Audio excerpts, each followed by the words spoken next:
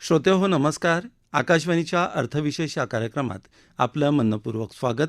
अर्थविशेषच्या आजच्या कार्यक्रमात आपण ऐकणार आहात कृत्रिम बुद्धिमत्तेच्या अर्थव्यवस्थेवर होणाऱ्या परिणामांबद्दल. कृत्रिम वस्तूनं दर्शवलेलं बुद्धिमान वर्तन म्हणजेच कृत्रिम बुद्धिमत्ता. गेल्या काही वर्षात आर्टिफिशियल इंटेलिजन्स म्हणजेच कृत्रिम बुद्धिमत्ता क्षेत्रात अनेक देशांनी आणि कंपन्यांनी प्रगती केली आहे. Organisation for economic cooperation and development यांच्या अहवालानुसार आज घडीला जगभरातील 60 देशांमधील 300 धोरणात्मक कार्यक्रम हे कृत्रिम बुद्धिमत्तेवर आधारित आहेत.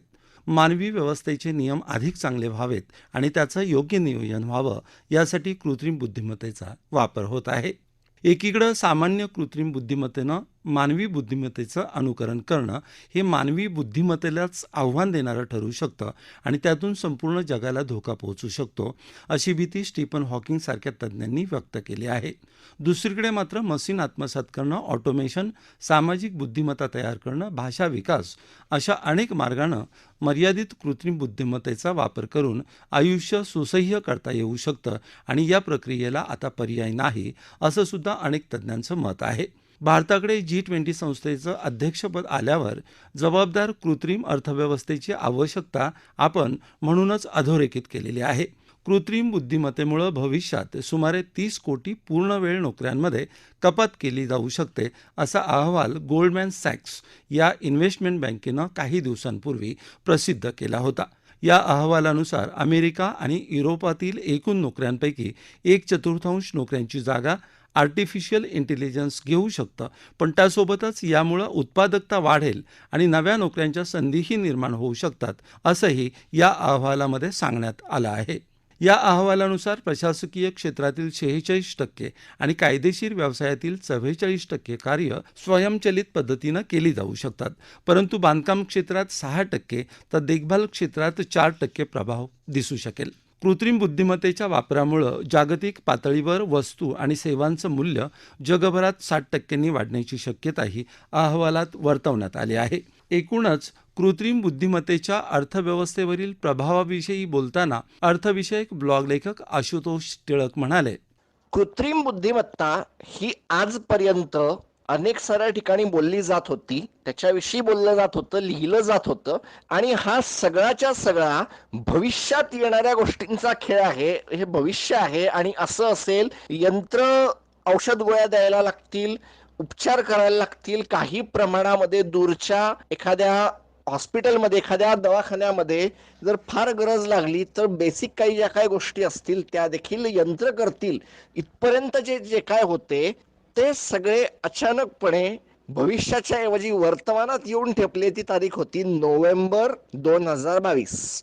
ओपन AI नावाच्या एका कंपनीने चॅट GPT नावाचं एक सॉफ्टवेअर, ज्याला एक सिस्टीम असं म्हणता येईल की ज्याच्या आधारे इतर अनेक साऱ्या गोष्टी चालतात, ज्या कॉम्प्युटर स्क्रीनच्या मागे, कॉम्प्युटरच्या त्या सगळ्या चित्रांच्या मागे बसून कोणीतरी एक अदृश्य तुम्ही जे काय मेसेज टाईप करता त्याला उत्तर देईल, अशी एक प्रज्ञा, अशी एक बुद्धिमत्ता जी काही क्षणामध्ये पुरं इंटरनेटवरच्या अनेक साऱ्या ऑनलाईन अपलोड झाली पुस्तकं असतील, अनेक सारे म्हणजे काहींचा संशय आहे की ईमेल देखील वाचले जातात, गुगल तुम्ही सर्च कसं करता हे आणि अनेक साऱ्या वेबसाईटच्या याच्यावर हे सगळं चालू झालं आणि ती या सगळ्याची सुरुवात होती. कोणकोणती क्षेत्र या कृत्रिम बुद्धिमत्तेने प्रामुख्याने प्रभावित होतील? मागच्या काही दिवसांमध्ये जे बघायला येतं आहे माझ्या किंवा अनेकांच्या, सॉफ्टवेअरच्या कंपन्या ज्या भारतामध्ये खूप मोठ्या प्रमाणावर नोकऱ्या देत आहेत, त्यांच्या बाबतीमध्ये अनेक साऱ्या विश्लेषकांचं असं म्हणणं आहे की भारत हा साधारणतः बॅक ऑफिसचं काम करणाऱ्या लोकांचं आहे. सांगायचं की असं असं सॉफ्टवेअर द्या बनवून आणि ते बनवून देतात. याच्याऐवजी यूट्यूबवर मी एक छोटासा व्हिडिओ असा पाहिला की एका सॉफ्टवेअर डेव्हलपरनी त्या चॅट जीपीटीला सांगितलं हा पण असा एक गेम बनवायचा आहे आणि चॅट जीपीटीने त्याचे कोड लिहून दिले. म्हणजे अगदी सुरुवातीला ज्याला काहीही माहित नाही, ज्याला कोडिंगच्या बाबतीत काही माहित नाही, असा माझ्यासारखा माणूस देखील फक्त हे कोड हातात आल्यावर त्याचं पुढे काय करायचं हे जर कळत असेल तर एक चांगला गेम बनवण्यापर्यंत याची मजल जाऊ शकते असं म्हणतायत. सॉफ्टवेअरचं होऊ शकतं, औषधोपचाराच्या याच्यामध्ये होऊ शकतं, ब्लॉगिंग होऊ शकते, बातम्या देता येऊ शकतात. बातम्या द्यायला फक्त असं आहे की अनेक वेळेला एकापेक्षा जास्त भाषा वापरता येतात आणि त्याच्यामुळे भारतातल्याच काही चॅनल्सनी कृत्रिम बुद्धिमत्तेचा वापर करून बातम्या देण्याची एक सुरुवात केलेली आहे. पण या सगळ्यामध्ये एक इथिकल आर्टिफिशियल इंटेलिजन्स की ज्याला एक जबाबदारी आहे, काय योग्य काय चुकीचं हे ज्याला समजतं आहे, असं आर्टिफिशियल इंटेलिजन्स फारसं काही दिसलेलं नाहीये. त्याच्यानंतर फेसबुक का ट्विटरने तयार केलेल्या चॅटबॉट, तो पण एका अर्थाने कृत्रिम बुद्धिमत्ता असतो. रिस्पॉन्सिबल हे कुठेतरी असं आहे की जी जबाबदारी आहे माणसांच्या आलेल्या भावनांना समजून घेणं, त्यांच्या त्या भावना काय आहेत, त्याचं गांभीर्य नेमकं काय आहे. नाहीतर असंही होऊ शकतं की हॉस्पिटलच्या बाबतीमध्ये लावलेला एक चॅटबॉट, त्याला जर मी सांगितलं की माझं आज असं असं आहे, हे आहे, आणि त्या चॅटबॉटने मला सांगितलं की काय वेड्यासारखा करतोयस, हे काय खाल्लं असेल काल परवा काहीतरी, आणि एखाद्या गंभीर आजाराकडे दुर्लक्ष करून कोणाचा जीव जर जात असेल तर हे जबाबदार कृत्रिम बुद्धिमत्ता नाही, आपल्याला ते घडवण्याची गरज आहे. आणि कर्मचारी आणि एकूणच हा अनेक साऱ्या उद्योगधंद्यांना महत्त्वपूर्ण आणि मदत देणारा बुद्धिमत्ता म्हणून असणार आहे. त्याचे जे डिझायनर असतील त्यांच्याकडे हे काम एक मोठ्या प्रमाणावर आहे. कंपन्यांना त्यांचा विश्वास तयार करावा लागेल. आणि असं आहे की आर्टिफिशियल इंटेलिजन्स, कृत्रिम बुद्धिमत्ता ही जेवढी तुम्ही त्याच्याशी बोलाल, जेवढं तुम्ही त्याच्यावर जाऊन टाईप कराल, तेवढं ती नवनवीन गोष्टी शिकत राहते. आणि त्यामुळे मागच्या काही दिवसामध्ये माझ्याही असं लक्षात आलंय की चॅट जीपीटी जे आहे ते काही प्रमाणामध्ये त्याची उत्तरं हळूहळू बदलायला लागतात. काही गोष्टींची त्याला माहिती नसते, ते हळूहळू पुढे जातं. या गोष्टी चालू आहेत. चॅट जीपीटीचा परिणाम सकारात्मक खूप आहे. एफिशियन्सी वाढेल, कारण काही गोष्टींची आता फॉर एक्झाम्पल मला माहिती नाहीये की काय होतं आहे. आणि अजून एक जे मला दिसलं की शेअर बाजारामध्ये बातम्या वाचून त्या एखाद्या ठराविक शेअरचं त्याच्या पुढे काय होईल याच्याबद्दल बोलणं हे चालू झालंय आणि हे फार गरजेची गोष्ट आहे, महत्वाची गोष्ट आहे आणि ते होत आहे. एफिशियन्सी वाढेल, कारण एखादी बातमी येऊन देखील याचा नेमका किती परिणाम होईल आणि तो किती क्विक होईल हे अनेक वेळा माणसांच्या लक्षात येत नाही. यंत्राच्या ते लक्षात येऊन जर त्या शेअर मधली जी डिस्क्रिपन्सी असते की बातमी आलेली आहे पण तरी भाव काय हललेला नाहीये, याच्यामध्ये मदत होण्याची शक्यता आहे. कामगारांवर परिणाम काही बाबतीमध्ये तर असा होईल की काहींचे नोकऱ्या तर जाणारच आहेत, त्या आज ना उद्या जाणारच होत्या. आपल्याला त्याच्यामध्ये आपले काहीतरी नवीन एक स्किल ऍड केलं पाहिजे आणि असं म्हणता येईल की जॉब लॉस नाही, जॉब ट्रान्सफर होईल. आतापर्यंत जे मॅन्युअल जॉब होते ते या आर्टिफिशियल इंटेलिजन्सला समजून घेणारे जॉब असतील. आणि डिजिटल डिवाइड आत्ता जे चालू आहे की काही जणांना मोबाईल पर्यंत पोहोचला नाहीये, इंटरनेट पर्यंतचं पोहोच नाहीये, आणि तरी देखील दुसरा भाग भारताचा खूप मोठ्या प्रमाणावर डिवाइड होतोय. हा डिवाइड कुठेतरी वाढेल अशी एक शक्यता आहे. भारतीय अर्थव्यवस्था ही कृषी प्रधान अर्थव्यवस्था आहे. कृषी क्षेत्रात 52% रोजगार कार्यरत आहेत. कृषी क्षेत्रात पडणाऱ्या फरकाचा अर्थव्यवस्थेच्या सर्वच क्षेत्रांवर प्रत्यक्ष व अप्रत्यक्ष प्रभाव पडत असतो. कृषी क्षेत्रात जरी प्रादेशिक विविधता मोठ्या प्रमाणावर असली तरी माती, पाणी आणि इतर संसाधनांचा योग्य वेळेस आणि योग्य प्रमाणात वापर हा सर्वच पिकांच्या योग्य वाढीसाठी आवश्यक असतो.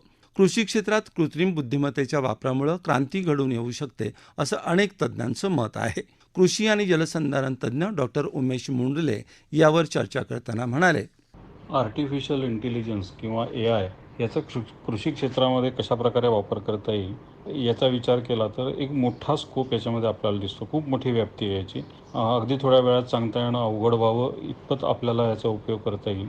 पण आपण विशेष महत्त्वाचे उपयोग बघू याच्यातले. तर सगळ्यात महत्त्वाचा भाग आहे म्हणजे पाणी. पिकाला पाणी मिळणं, योग्य वेळी मिळणं आणि योग्य प्रमाणात मिळणं हे फार आवश्यक असतं. आर्टिफिशियल इंटेलिजन्स आणि IoT याचा वापर करून आपण तिथे असू अथवा नसू, झाडाला योग्य प्रमाणात आणि योग्य वेळेला त्याच्या मागणीप्रमाणे पाणी मिळू शकेल, यासाठी आपल्याला AIचा नक्की वापर करता येऊ शकेल.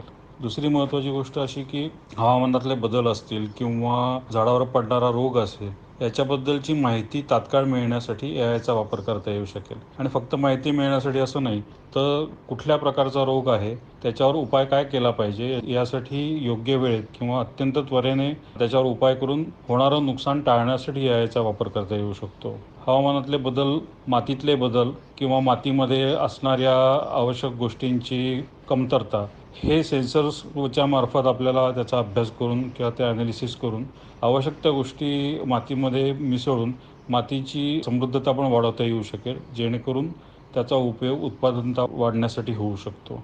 AI किंवा आर्टिफिशियल इंटेलिजन्स म्हणजे कृत्रिम बुद्धिमत्ता आणि माणसाचा विचार किंवा माणसाचा अभ्यास या दोन्ही गोष्टी एकत्र केल्या तर अनेक चांगल्या प्रकारे मॅनेजमेंट किंवा व्यवस्थापन शेतीचं होऊ शकतं. आणि व्यवस्थापन याचा अर्थ फक्त शेती करणं इथपासून नसून तयार मालाची विक्री कुठे केली तर चांगला भाव मिळू शकेल यासाठी सुद्धा AIचा वापर करता येऊ शकतो.